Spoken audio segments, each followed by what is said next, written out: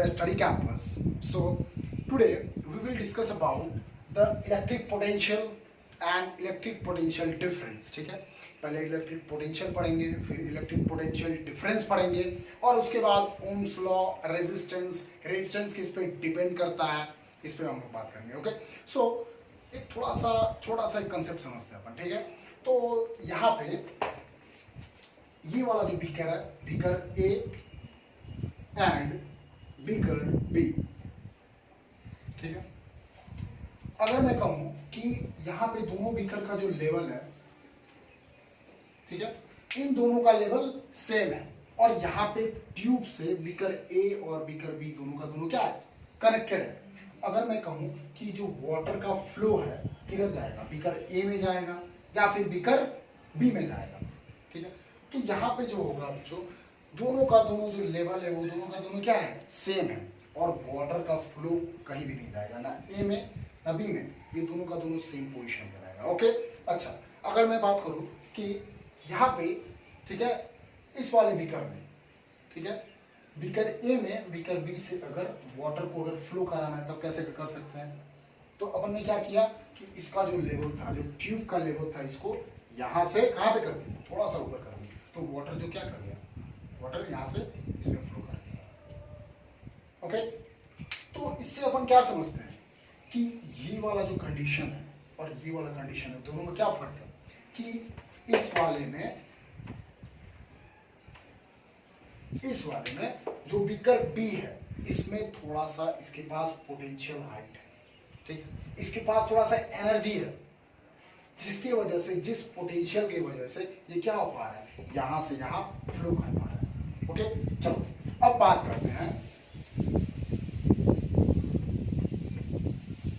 एक सिंपल से सर्किट के बारे में. ओके,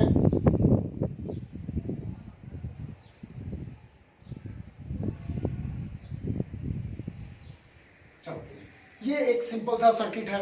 अगर मैं कहूं कि यहाँ पे बल्ब ग्लो करेगा या फिर नहीं करेगा, सोचने वाला कोई बात ही नहीं है. ठीक है, यहाँ पे बल्ब ग्लो नहीं करेगा. क्यों?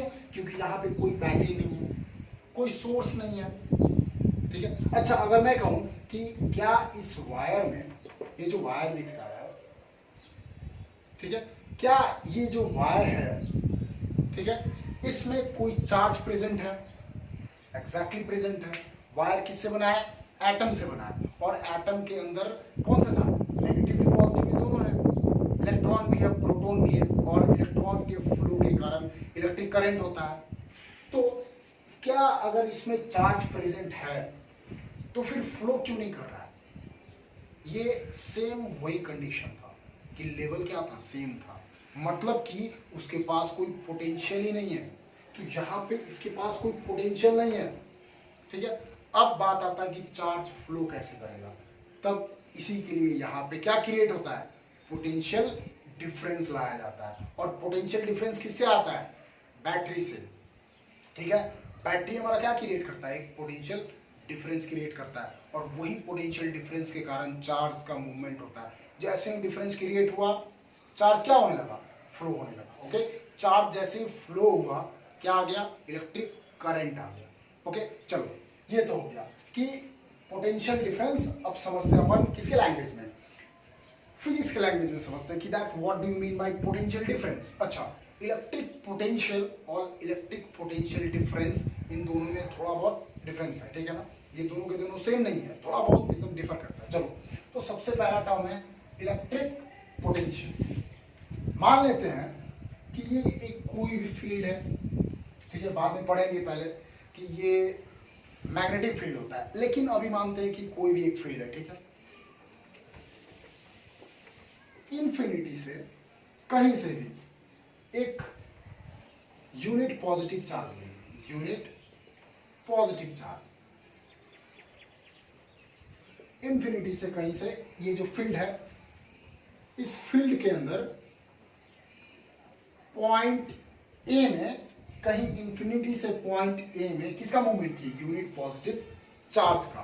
तो इलेक्ट्रिक पोटेंशियल डिफरेंस का मतलब होता है बच्चों कि ये जो यूनिट पॉजिटिव चार्ज है, इसको इन्फिनिटी से अगर किसी भी पॉइंट में लाया गया, एक फील्ड है, ओके, इन्फिनिटी से इस चार्ज को किसी भी फील्ड में लाया गया और जितना वर्क डन हुआ उस चार्ज से कि वो कितना वर्क किया, और उसी को बोलते हैं इलेक्ट्रिक पोटेंशियल बोलते हैं। क्या बोलते हैं उसको? Electric potential. Means the work done on moving a unit positive charge from infinity to that point is called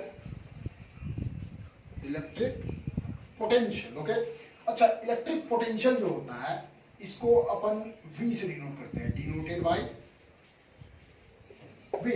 okay, तो इसका क्या फॉर्मूला होगा इलेक्ट्रिक पोटेंशियल का? इलेक्ट्रिक पोटेंशियल मतलब V क्या है?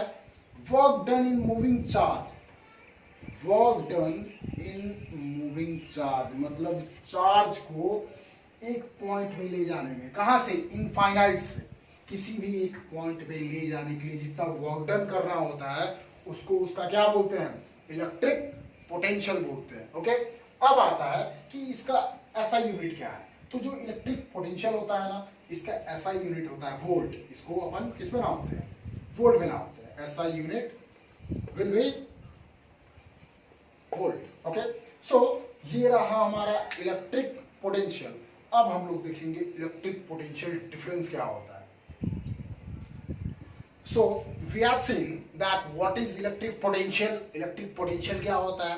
इन्फिनिटी से अगर तुम एक यूनिट पॉजिटिव चार्ज को एक इलेक्ट्रिक फील्ड में ला रहे हो और उस चार्ज को लाने के लिए जितना वर्क डन करना पड़ता है that is known as electric potential. अब हम लोग देखेंगे कि इलेक्ट्रिक पोटेंशियल डिफरेंस क्या है। ओके, चलो, सो ये एक फील्ड है ना, अगर एक चार्ज है, चार्ज Q है, ओके, चार्ज को Q से अपन डिनोट करते हैं। ये जो जगह है इसको क्या बोलेंगे? A बोलेंगे, ठीक है ना। अब यहां पे ये जो चार्ज है ये पोजीशन A पे है और ये एक पोजीशन है, पोजीशन B।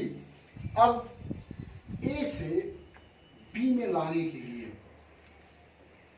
ठीक है, दो पोजीशन हो गया A और B, ठीक है।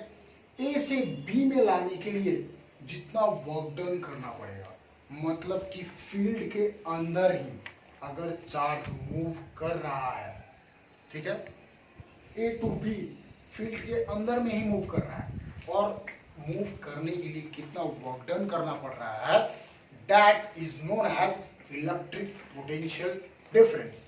जैसे इलेक्ट्रिक पोटेंशियल डिफरेंस कैरी होता है वैसे ही चार्ज का मूवमेंट होता है। चार्ज का मूवमेंट हुआ तो क्या आएगा? इलेक्ट्रिक करंट आएगा। ओके, तो यहाँ पे पोटेंशियल डिफरेंस से बहुत ही रिलेटेड है। अब देखते हैं कि ये जो इलेक्ट्रिक पोटेंशियल डिफरेंस है, इलेक्ट्रिक पोटेंशियल डिफरेंस, ठीक है, इसको वोल्टेज भी बोलते हैं। और ये जो डिनोट होता है, इट इज डिनोटेड बाय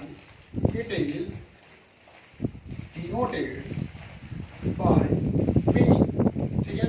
अच्छा, हायर क्लासेस में जब V के बारे में पढ़ेंगे तो ये जो इलेक्ट्रिक पोटेंशियल डिफरेंस होता है ना, इसको डेल्टा V से जानते हैं, लेकिन अभी तक में इसको किसे जानते हैं? V से जानते हैं। ओके, अच्छा, अब आता है कि इलेक्ट्रिक पोटेंशियल डिफरेंस क्या है।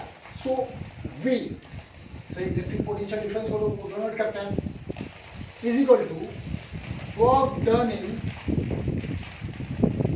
मूविंग द चार्ज, और कहाँ पे?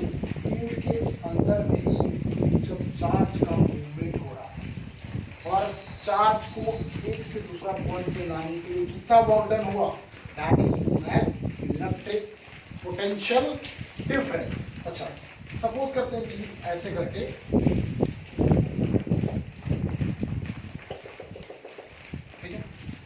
यहां पे एक चार्ज ए पोजीशन, ओके, और इसको ए टू बी लाया गया यहां पे इस वाले पोजीशन पे। तो यही बात है बच्चों की, यहां से यहां इस चार्ज क्यू को लाने में कितना वर्क डन लगा, ठीक है।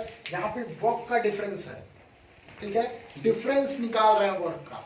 पोजीशन ए से पोजीशन बी में जो वर्क डन लगा, ये जो फॉर्मूला है, ये अगर 12th में जाते हो तो इसको delta V is equal to work done on A minus work done by B upon Q, ऐसे करके पढ़ते हैं।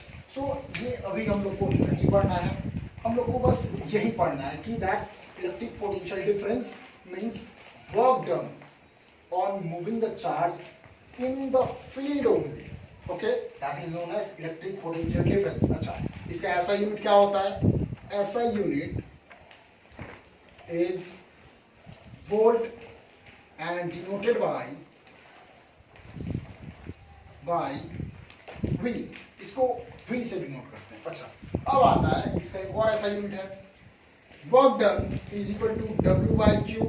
हम लोग को पता है कि वर्क का ऐसा यूनिट जूल होता है और चार्ज का coulomb, means electric potential difference is equal two joule पर कूलम। ये भी इसका ऐसा यूनिट हो सकता है, ओके। अगर मैं कहूं कि किसी भी, ठीक है, क्वेश्चन है कि किसी दो पॉइंट के बीच में अगर पोटेंशियल डिफरेंस 1 वोल्ट है, मतलब कि क्या है 1 वोल्ट का मतलब 1 जूल वर्क लग रहा है, 1 कूलम चार्ज को लाने में अगर 1 जूल वर्क डन हो रहा है 1 कूलम चार्ज लाने में, ठीक है ना। चार्ज कितना है यहाँ पे 1 कूलम, ठीक है। तो इसको क्या बोलते हैं? इलेक्ट्रिक पोटेंशियल डिफरेंस यहाँ पे कितना है? 1 वोल्ट है, okay. So if you have any queries, कोई भी क्वेरीज है, कोई भी प्रॉब्लम है, ठीक है, वो सब तुम कमेंट सेक्शन में पूछ सकते हो।